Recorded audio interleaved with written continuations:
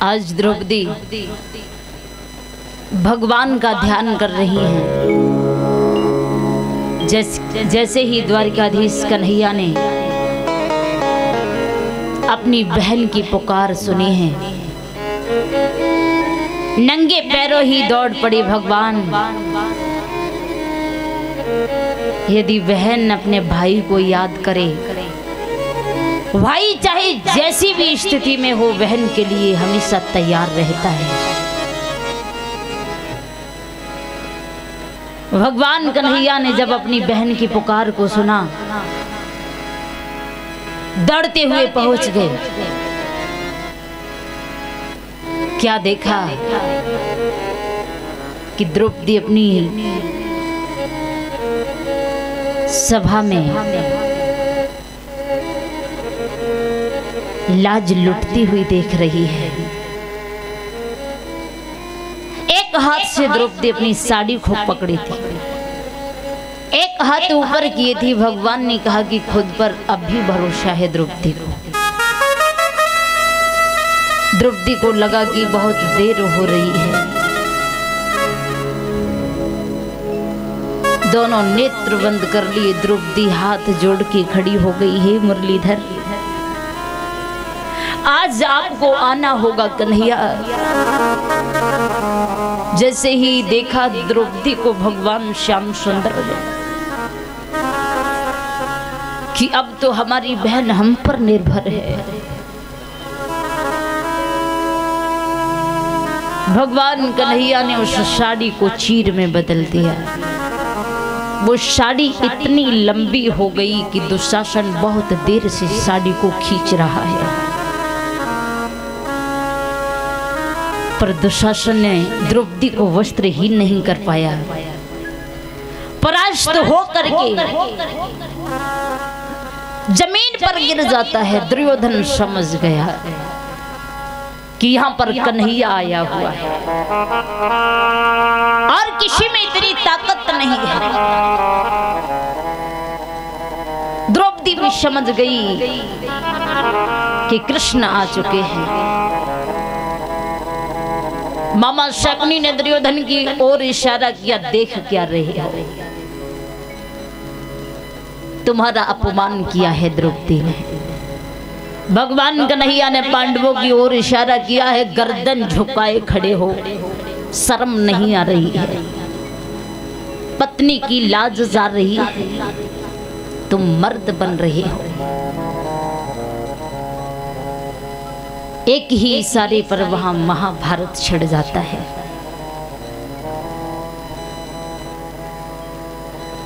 उस महाभारत में भीष्म पितामह ने नियम बनाए हैं।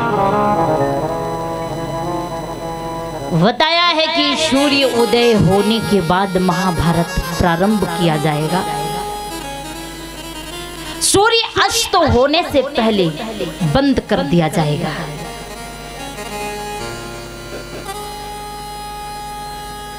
कल हमने आपको बताया था कि रामायण क्यों लिखी गई। जब प्यार बांटा गया तो रामायण लिखी गई। धन संपत्ति बांटी गई तो महाभारत लिखा गया। यदि धन ना बांटा जाता तो महाभारत नहीं होता। घृणा तो पहले से ही थी दुर्योधन को पांडवों से, मौका ढूंढ रहा था।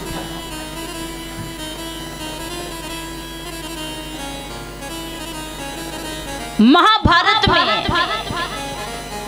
18 अछोड़ी सेना लड़ रही थी। 7 अछोड़ी सेना पांडवों की ओर से, 11 अछोड़ी सेना कौरवों की ओर से।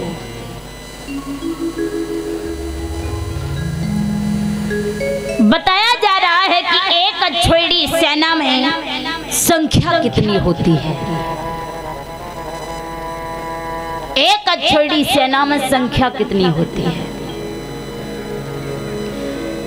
21,870 रथ, 21,870 हाथी, 65,610 घुड़सवार, 1,09,350 पैदल सैनिक।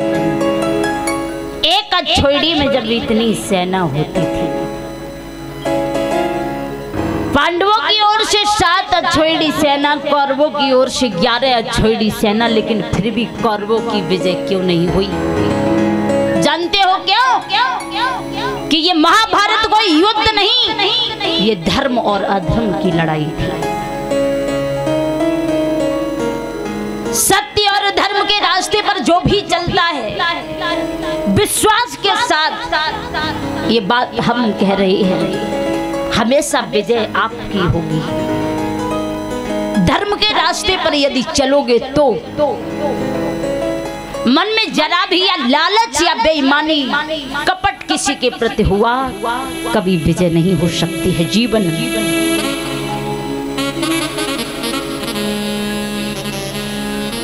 आज के समय में हर व्यक्ति के अंदर कपट है। जरूरी ये नहीं है कि वो व्यक्ति युवा अवस्था में हो, बालक हो, छोटा, उसके मन में भी कपट होगा। माँ यदि बच्चे के साथ कोई बढ़िया सी चीज खा रही हो, भोजन खा रही हो, बच्चा सोचेगा हम जल्दी जल्दी खा लें, मम्मी कहीं ज्यादा ना खा जाए। कपट तो हर किसी के मन में होता है। युवा अवस्था होने के बाद हमें कैसी सोच रखनी चाहिए, वो आप पर निर्भर है। हम गलत हैं या हम सही हैं, ये हम खुद को अच्छी तरह से जानते हैं। दुनिया है, कहा है किसी ने कि 10 लोग आपकी बुराई करेंगे तो 10 तो भलाई करेंगे, लेकिन कर्म अच्छे करिए। कुछ लोग पीछे उंगलियां उठाते ही रहते हैं। हर किसी पर गौर करोगे तो सफल नहीं हो पाओगे जीवन में।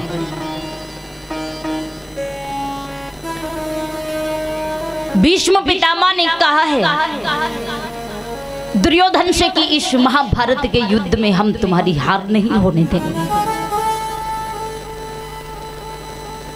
लेकिन क्या देखा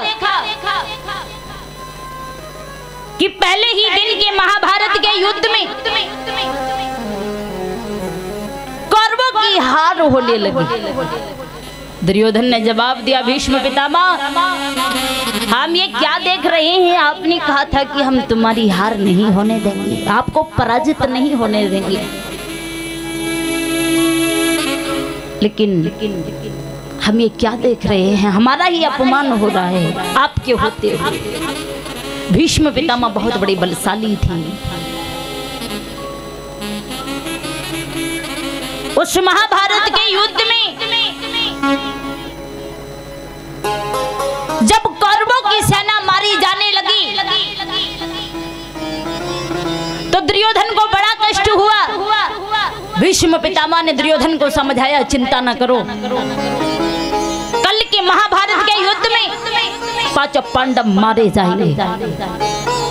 भगवान कन्हैया ने जैसे ही ये शब्द सुना है, मन में विचार किया कि भीष्म पितामह तो वास्तव में बहुत बड़ी बलशाली हैं। उन्होंने जो कह दिया वो होकर के रहेगा। द्रौपदी को साथ में लिया भगवान कन्हैया, जाकर के भीष्म पितामह के शिविर में पहुंचे, जहां पर भीष्म पितामह लेटे हुए थे। द्रौपदी जब शिविर में पहुंचे हैं भीष्म पितामह के, जाकर के चरणों में गिर जाती हैं। भीष्म पितामह ने द्रौपदी को देखा, आशीर्वाद दे दिया, सौभाग्यवती भव। आशीर्वाद प्राप्त करने के बाद द्रौपदी वहां से चली जाती है। भगवान कन्हैया ने कहा है, द्रौपदी अब चिंता मत करो, अपने शिवड़ों का आशीर्वाद आपने लिया है,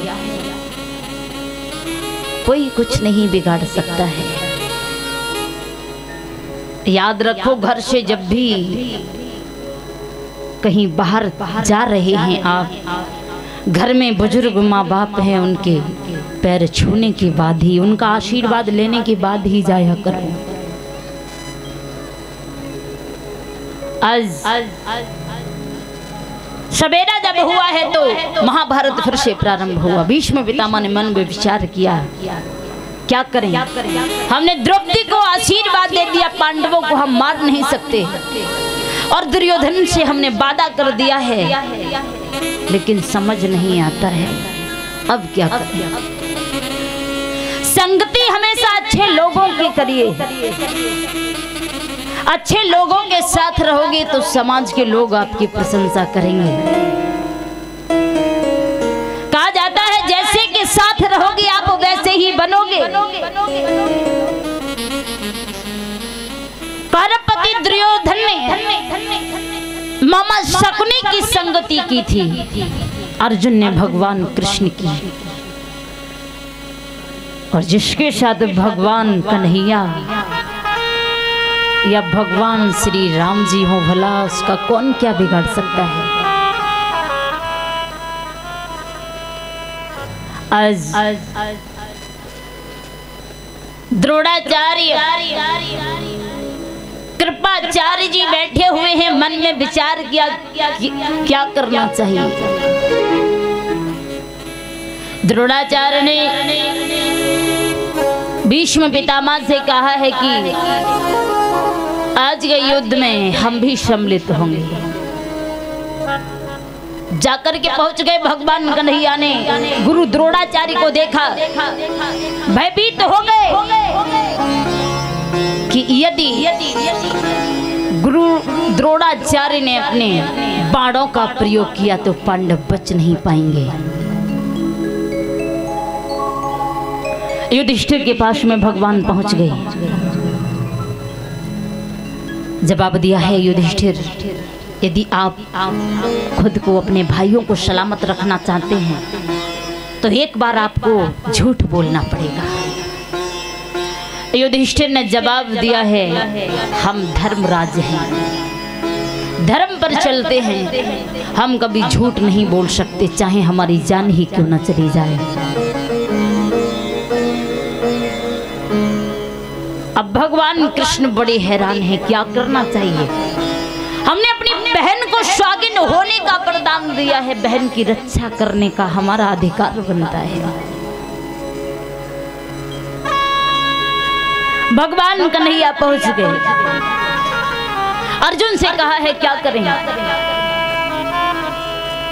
तब तक हुआ ऐसा कि उस महाभारत के युद्ध में एक अश्वत्थामा नाम का हाथी मारा गया, और जब हाथी मारा गया भगवान कन्हैया पहुंच गए युधिष्ठिर के पास में, जवाब दिया अब तो कह दो कि अश्वत्थामा मारा गया, और अश्वत्थामा गुरु द्रोणाचार्य के पुत्र का नाम था। युधिष्ठिर ने जवाब दिया है अश्वत्थामा मारा गया। जैसे ही गुरु द्रोणाचार्य ने सुना, यदि कोई और कहता तो इस बात को सच नहीं मानते। धर्मराज युधिष्ठिर ने ये शब्द बोला, गुरु द्रोणाचार्य के पैरों तले जमीन खिसक गई कि हमारा पुत्र इस महाभारत में मारा गया, तो हम भी जी करके क्या करेंगे। उस पिता की उसी दिन मृत्यु हो जाती है जिस दिन पिता के समान सामने वो जवान बेटा मारा जाए।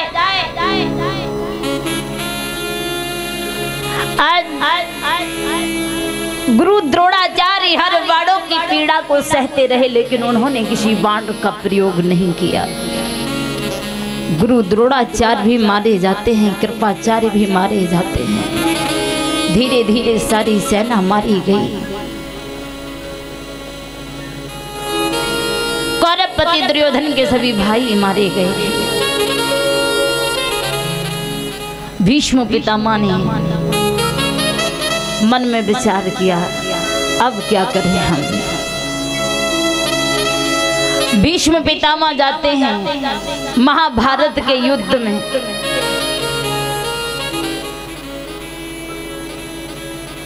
लेकिन वो ये नहीं चाहते थे कि कौरवों की जीत हो।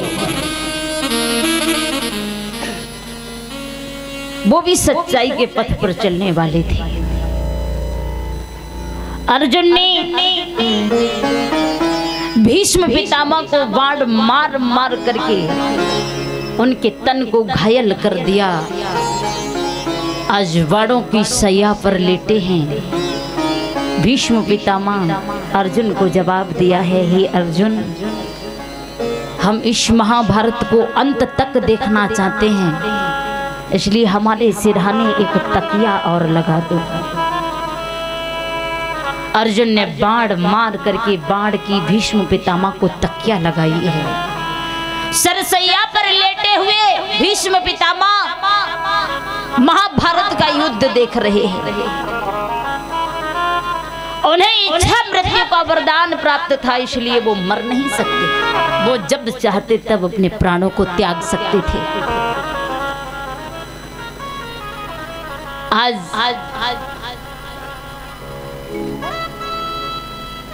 कर्ण जो थे माता कुंती का सबसे बड़ा पुत्र, जिस कर्ण को माता कुंती ने कुंवारी अवस्था में जन्म दिया था। दुर्वासा ऋषि की बहुत सेवा करने के बाद दुर्वासा ऋषि ने उन्हें एक वरदान दिया था कि आप किसी भी देवता का आवाहन करा सकते हैं। उन्होंने उस मंत्र का प्रयोग किया तो सूर्यदेव भगवान प्रकट हो जाते हैं।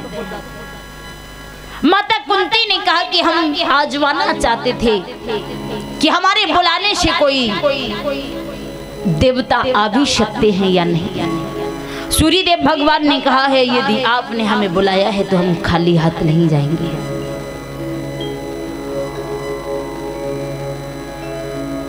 लेकिन कुंती को इस बात की बड़ी लज्जा आई कि वो कुमारी अवस्था पर गर्भवती थी। जब कुंती ने एक पुत्र को जन्म दिया, समाज के डर की वजह से पुत्र को जल में बहा दिया। वही कर्ण था, और वो कर्ण कोई ऐसा वैसा नहीं था, वो बहुत बड़ा वीर बलवान था, बहुत बड़ा दानवीर भी था। उनके द्वार पर जो भी आता था खाली हाथ नहीं जाता था। इतना बड़ा दानवीर।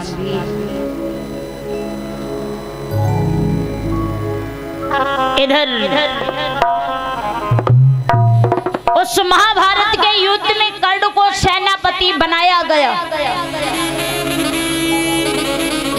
जब कर्ण को सेनापति बनाया गया, भगवान कन्हैया ने मन में विचार किया है कि कर्ण के पास वो 5 बाण हैं परशुराम जी के दिए हुए। यदि उन बाणों का प्रयोग किया तो 5 पांडव मारे जाएंगे, हम भी नहीं बचा पाएंगे। माता कुंती के पास पहुंच गए और माता कुंती से कहा है, माँ, रिश्ते में आप हमारी बुआ लगती है। माता कुंती भगवान कृष्ण की बुआ थी। कुंती सूरसेन की पुत्री थी। नागवंशी महाराज कुंती भोज ने सूरसेन की पुत्री को गोद ले लिया था। उन्होंने अपना नाम कुंती भोज होने के कारण अपनी पुत्री का नाम कुंती रखा था। सूरसेन की पुत्री थी, रिश्ते में भगवान कृष्ण की बुआ हुई। हाथ जोड़ करके कह रहे हैं, बुआ जी, आप सब कुछ जानते हुए भी कर्ण को सच क्यों नहीं बता देती कि वो कर्ण भी तुम्हारा बेटा है। एक बार आप हमारे कहने से जाइए और जाकर के कर्ण को बताइए कि वो आपका पुत्र है। आपके 5 पुत्र नहीं 6 पुत्र हैं। माता कुंती ने कहा कृष्ण कैसे कहें हम जाकर कि वो कर्ण हमारा बेटा है। समाज के लोग हंसेंगे, ताने देंगे हमें। भगवान कृष्ण ने कहा है कि बुआ जी आपने कोई पाप नहीं किया। एक बार आप हमारे कहने से पांडवों की रक्षा कीजिए और कर्ण से वो 5 बाण मांग लीजिए जिनका हमें डर है। माता कुंती ने जब सुना तो माता कुंती भगवान कृष्ण के कहने से कर्ण के सामने जाकर के पहुंची हैं। और कर्ण के सामने जिस समय पहुंची, कर्ण ने हाथ जोड़ करके कहा हे राजमाता जी कहो कैसा आना हुआ।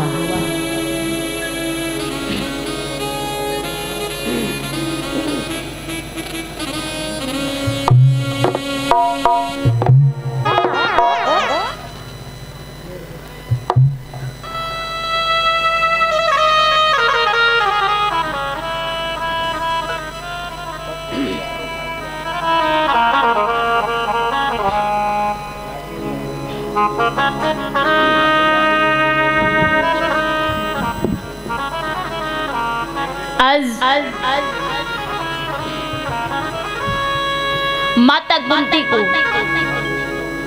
कर्ण पूछने लगे हैं हे राजमाता जी कहो कैसा आना हुआ। जवाब दिया है बेटा हम एक बार तुम्हारे मुंह से माँ का शब्द सुनना चाहते हैं।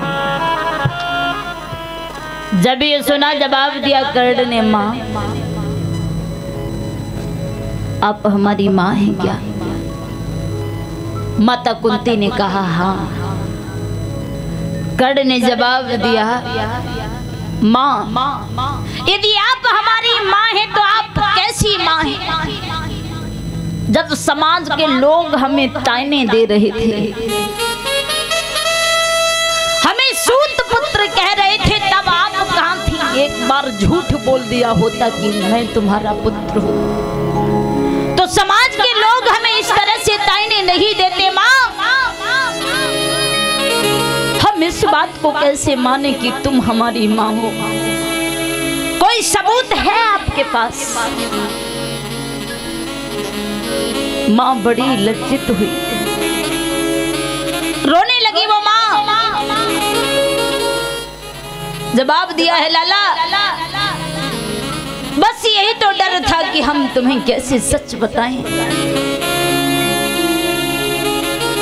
इस बात को कैसे हम कहें कि हमने तुम्हें जन्म दिया है।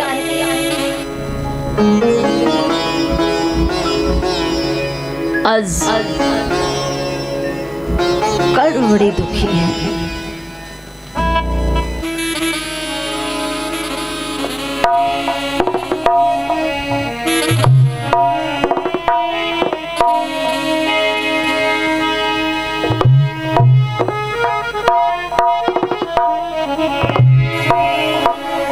कि मानूं मैं कैसे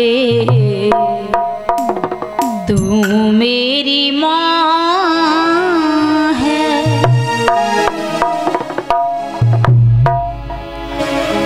मानूं मैं कैसे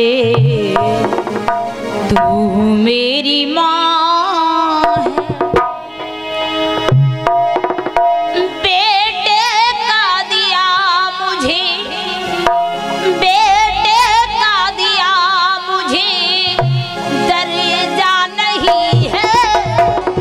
तेरे दूध का मुझ पर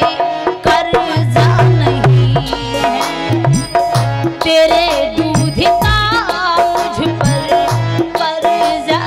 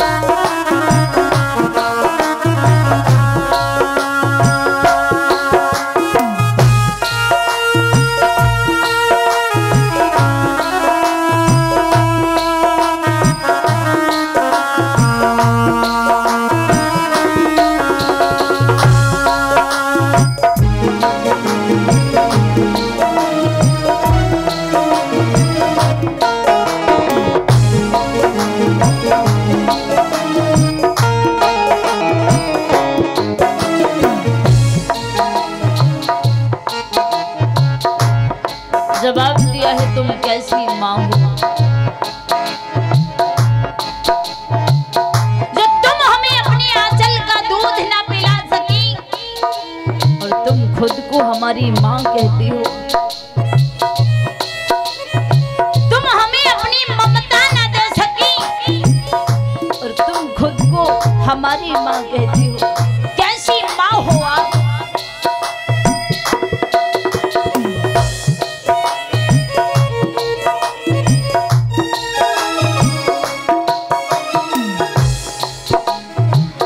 माँ